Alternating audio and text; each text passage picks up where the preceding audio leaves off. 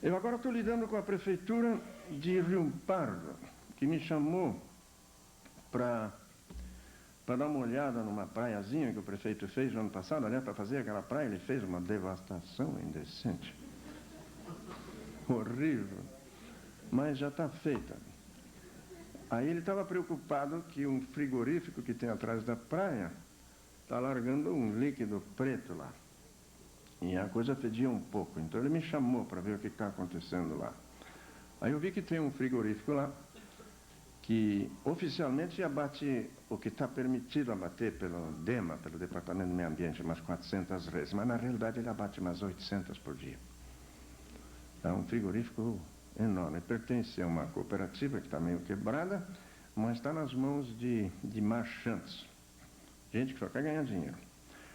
Eles largam todo o efluente, as águas de lavagem do frigorífico, o conteúdo estomacal, o que eles chamam de bucho, e o sangue dentro do efluente. É verdade que supostamente o sangue é transformado em farinha de sangue, mas se vocês olharem os matadouros entrarem neles, isso é uma coisa que vocês agora não têm que fazer, tem que entrar nos curtumes, tem que entrar nos frigoríficos, tem que entrar nas serrarias, tem que entrar em tudo quanto é fábrica que tem algum resíduo orgânico. Isso interessa a agronomia, sim, interessa muito. E é fundamental para nós, senão os engenheiros sanitários vão fazer outras porcarias pior como já estão fazendo. Os dois têm que tomar chopp junto, conversar e se complementar. Mas para isso precisa outra visão. Supostamente o sangue é transformado em farinha de sangue. Acontece que o sangue é 98% água, né? E para secar, precisa gastar uma energia louca. E não dá lucro. Então os frigoríficos, em geral, fazem alguns quilozinhos de farinha de sangue para dizer que estão fazendo, e o resto vai tudo para dentro do efluente. Então, nesse frigorífico, quando eles abrem o estômago, eles abrem ele em cima de uma espécie de funil invertido, e lá tocam água e vai tudo para o efluente, e o sangue também. E eles têm atrás do frigorífico duas grandes lagoas, que estão até relativamente bem dimensionadas. O líquido que sai na última lagoa é um líquido preto que está bastante bem umificado. E que se eu tivesse uma lavoura lá perto, eu dava um jeito de pegar aquilo para minha lavoura. Não tem coisa melhor. E as lagoas têm um cascão enorme de material de celulósico, né? Em decomposição, que também seria um material muito lindo para compostar. Mas ninguém se lembrou nem de pegar esse líquido, muito menos esse material tipo esterco que tem lá. Eles têm apenas um filtro na primeira fase, onde ainda separam grande parte disso e atiram pelos precipícios, depois vai lixo em cima, vai cinza em cima. Esse frigorífico também produz 2 ou 3 toneladas de cinza por dia. Nem eles, nem ninguém está vendo nada. Quando eu entrei nesse frigorífico, eu fiz uma coisa diferente. Eu fui lá no lugar onde eles abrem o estômago, depois de conversar com os marchantes e saber mais ou menos qual é a média de produção de rumen e de sangue por animal, mesmo aqueles animais que vêm desde Uruguaiana e que já chegam bastante evacuados, ainda produzem. Se é uma vaca grande, ainda produz, ali no abate, uns 12 a 15 quilos de bucho e de 15 a 20 litros de leite. Então eu disse para ele: precisa me dar um balde grande, vamos fazer uma coisa interessante. Medimos 10 quilos de estrume, de rumen, e colocamos 15 de leite, de sangue. Misturamos bem, fomos na cozinha, fervemos 10 minutos. Aí ele disse: agora nós vamos num chiqueiro, vamos ver os porcos. Tem que ver como o porco gosta. É um excelente alimento. Que alimento melhor? A proteína do sangue, mais as fibras do pasto, e mais toda aquela microbiologia que está no rumen do animal, que é também proteína. Tem alimento melhor? E está tudo no efluente, está incomodando os banhistas. Onde é que estão os biólogos, os agrônomos, os veterinários que enxerguem essa coisa? Então, se nós montarmos do lado do frigorífico, é isso que nós queremos fazer agora. Agora, naturalmente, vem a parte mais difícil, porque sabe que eu não ia trabalhar com prefeituras, né? Mas talvez nós consigamos montar um esquema particular lá. nós poderíamos, pelas contas que eu fiz ali, alimentar de 4 a 5 mil porcos.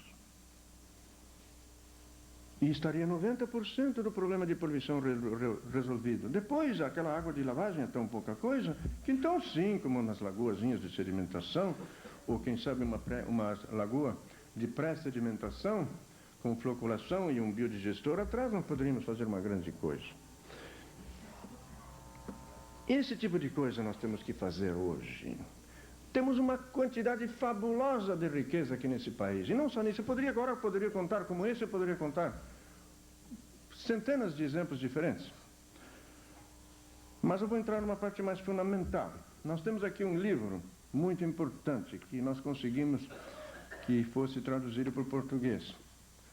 Plantas doentes pelo uso de agrotóxicos, a teoria da trofobiose, de Francis Chabousseau. Chabousseau era um biólogo francês, infelizmente ele faleceu logo depois que saiu este livro, em 85. Ele é um homem do esquema, da Embrapa francesa, do INRA, Institut National de la Recherche Économique, em Bordeaux. Esse homem trabalhou toda a vida profissional dele com viticultura. E ele começou bem dentro da visão convencional, também enxergando a praga, na viticultura principalmente os fungos, como inimigos arbitrários. Até que um dia ele começou a se dar conta que a coisa não é tão simples. Por exemplo, os fungicidas modernos, especialmente os fungicidas à base de carbamatos, como Maneb, Zineb e outros, não é? A gente tem a impressão que quanto mais se usa, mais o fungo prolifera. Inclusive, aumenta a incidência de ácaros. Num determinado momento, o Chabousseau, olhando essas coisas, teve a impressão de que havia ali envolvido um efeito de palatabilidade da planta. Depois de tratada com Maneb ou Zineb, parece que a planta era mais palatável para o ácaro. E aí ele se aprofundou nesta coisa. E ele mostrou um relacionamento muito importante que vem a ser uma revolução, uma revolução realmente fantástica na fitossanidade, em cima da qual nós temos que fazer daqui para diante um trabalho completamente, fundamentalmente diferente do que vinha sendo feito. Chabousseau mostrou que os organismos que nós classificamos de pragas ou agentes patogênicos, isso parece que funciona até o vírus, que vem a ser, em alguns casos, uma simples macromolécula envolvida de uma capa proteica, que esses organismos sofrem de uma determinada deficiência. E por isso, na planta realmente sã, e quando eu digo planta sã, eu quero dizer uma planta que esteja com o seu metabolismo no equilíbrio certo. Numa planta sã, a praga morre de fome. Isso parece uma contradição, não é? Parece um paradoxo. Se eu vou comer um porquinho, eu quero comer um porquinho são, não um porquinho doente, né? Então seria lógico que o pulgão gostasse da alface sã. Entretanto, se vocês souberem fazer horta, vocês vão ver que a alface sã o pulgão não toca. Por que isso? O que Chabousseau mostrou é que esses organismos que nós chamamos de praga ou de agentes patógenos não têm enzimas proteolíticas. Eles não têm condições de decompor proteínas estranhas. Quando nós comemos carne ou outra proteína qualquer, que pode ser vegetal ou animal ou bacteriana, seja lá o que for, quando nós nos alimentamos de proteínas estranhas, nós primeiro as decompomos em seus tijolos, por assim dizer, não é? Em seus aminoácidos básicos. Nós fazemos proteólise, temos enzimas especiais que desmancham proteínas até deixar um caldo de aminoácidos. E esses aminoácidos nós usamos para fazer as nossas proteínas. Proteínas específicas da espécie humana e específicas até do indivíduo, porque cada indivíduo tem suas proteínas específicas. Vocês todos sabem que proteínas tem aquele argumento, não, de gente que argumenta em favor de uma força vital, de que jamais uma proteína poderia ter surgido por acaso, né? Porque as probabilidades de que uma proteína surja por acaso, digamos naquele caldo primordial, nos oceanos de 3,5 a 4 bilhões de anos atrás, que a probabilidade de se formar uma proteína certa é tão remota quanto eu colocar um macaquinho numa máquina de escrever e que por acaso saia um soneto de Shakespeare, né? Mas vocês também sabem que nos seres vivos nós temos lá aquela escritura fantástica, não é? O DNA, não, em português é ADN, né? O ácido deoxirribonucleico, que codifica essas coisas. Então, quando nós nos alimentamos de uma proteína estranha, nós decompomos essa proteína em seus aminoácidos e depois fazemos, portanto, no primeiro passo fazemos proteólise. Fazemos depois a proteossíntese.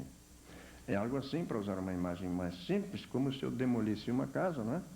E depois, com as tábuas ou com os tijolos, conforme o caso, fizer uma casa diferente. Eu procuro usar aqui uma linguagem muito simples, porque isso é tão importante que nós temos que realmente entender essa coisa. O pulgão não tem enzimas proteolíticas. Ele só vinga em cima do tomateiro que tem em sua seiva uma concentração exagerada de aminoácidos. Se a concentração de aminoácidos for muito baixa, mesmo que ele não morra de fome, ele fica ali definhando, não vai para frente. E vocês todos conhecem essas situações. Se vocês observarem as plantas na natureza, vocês vão ver, às vezes tem a praga lá, mas ela está parada, não vai para frente. Agora, por que em certos momentos uma planta tem nível de aminoácidos baixo e em outros um nível elevado de aminoácidos? Uma planta sã, ela pode se encontrar em 3 fases diferentes. Ou ela está em descanso, que pode ser hibernação ou estivação, nas regiões de seca, ou ela está crescendo vigorosamente. Se ela está crescendo vigorosamente, então, à medida que aminoácidos são produzidos na seiva, ou melhor, no caldo celular, no protoplasma, eles também são gastos imediatamente na proteossíntese. Daí que uma planta sã, uma planta que está crescendo vigorosamente, tem um nível muito baixo de aminoácidos, porque eles são imediatamente consumidos. Se a planta está em repouso de estivação ou de hibernação, então naquela última fase, antes de entrar em repouso, ela gastou todos os seus aminoácidos e não tem aminoácido livre ou muito pouco na seiva. Também essa planta não é interessante para o pulgão. O pulgão precisa encontrar uma seiva rica em aminoácidos, açúcares e minerais. Ou seja, ele precisa encontrar alimento solúvel na planta. As proteínas não são solúveis. Os aminoácidos são. Numa planta sã, o nível de aminoácidos é muito baixo. Então, nessa planta, o pulgão morre de fome. A saúva aparentemente tem instinto, tem sentidos para sentir essa coisa. E ela vai buscar a planta que está com congestionamento de aminoácidos. Agora, quando é que eu tenho congestionamento de aminoácidos numa planta? O congestionamento de aminoácidos pode ser devido a vários fatores. Um dos principais está na maneira como nós hoje tratamos os nossos cultivos em nossas lavouras. Os adubos químicos. E olha, eu faço questão de dizer que adubo químico não é veneno. Muito leigo pensa que adubo químico é veneno. O cloreto de potássio, o sulfato de amônio, o nitrato de sódio, o nitrato de amônio, o superfosfato simples ou triplo. Tudo isso não é veneno, são substâncias que ocorrem normalmente nos solos, não é? Existe gente no movimento de agricultura biológica que gosta de dizer que o nitrogênio proveniente da fábrica de adubo químico é um nitrogênio diferente do nitrogênio que vem da decomposição da matéria orgânica. Isso naturalmente é absurdo, não tem sentido. Mas sim tem um sentido, tem uma diferença muito importante. Quando nós aplicamos doses maciças de sais solúveis numa lavoura, tudo de uma vez, ou em 2 ou 3 aplicações, de preferência junto à semente, ou dentro do reguinho da semente, o que nós estamos fazendo? Imaginem se eu resolvesse comer agora, tudo de uma vez, todas as minhas necessidades de cloreto de sódio para os próximos 365 dias e depois nada. Provavelmente eu estaria morto dentro de pouco tempo, né? E se eu sobrevivesse, eu ia estar muito mal o resto do ano.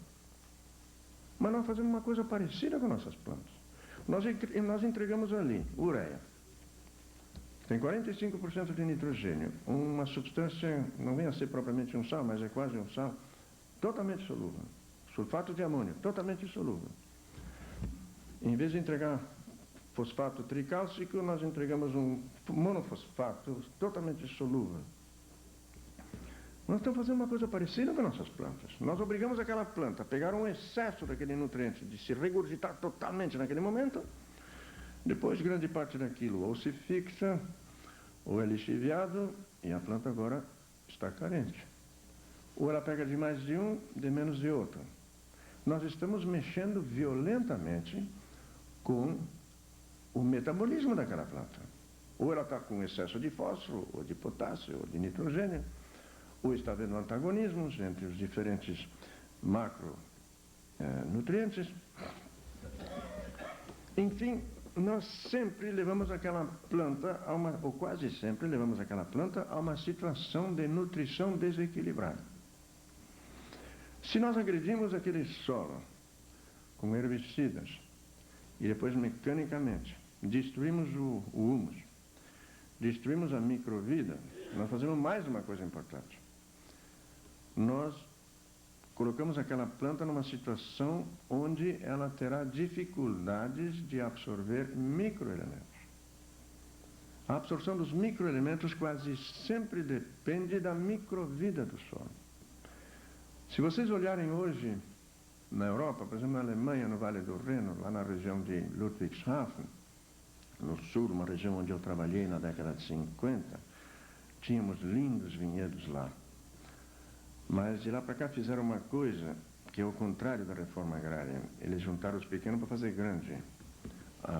A Flurbereinigung, como eles chamam. Replantar, arrancaram os vinhedos, fizeram novos em distanciamento maior para que o trator possa passar e plantios grandes. Uma grande porcentagem de agricultores teve que abandonar.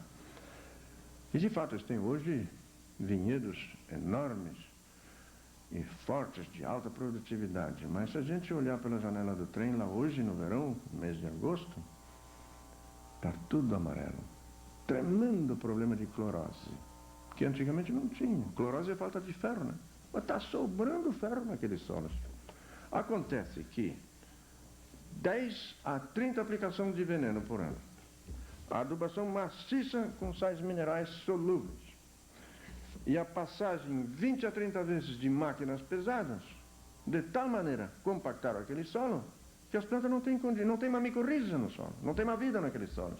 Então a planta sofre dificuldades de levantar microelementos. Para a indústria química isso é muito bom, porque agora ela vai vender um quelato de ferro. Ela que escolheu um bom negócio, ela vai fazer mais negócio em cima agora. Agora ela vende quelato de ferro para aplicação foliar, para corrigir a deficiência de ferro.